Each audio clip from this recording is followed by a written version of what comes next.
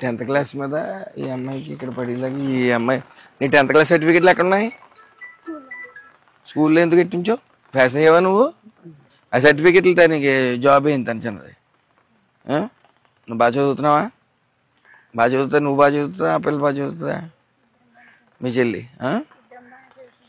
ఏమో నేను ముందు స్టార్ట్ చేయించేస్తాను పని. మీరు ఈలోగా ఎక్కడ ఉంటారు? ఈ లోపు ఎక్కడ ఉంటారు? ఓ పని చేయండి, వీళ్ళని ఎక్కడో చోట ఇంట్లోకి ఇంట్లోకి చేర్చి ముందు ఇది తీసేసి ఫౌండేషన్ అయ్యి నేను వేయింతాను, రేకు పెట్టి కట్టిందాం. దానికి ఏమన్నా సహకరించండి, మ్యాండేటరీ కాదు, లేకపోతే చేసేద్దాం పని. వీళ్ళని పెట్టేసిన వెంటనే పని స్టార్ట్ చేయించేద్దాం. ఎవరన్నా మంచి మేస్త్రి ఉంటే తీసుకురా. కొన్ని రోజులు అప్పటి వరకు అద్దె నేను కడతాలే.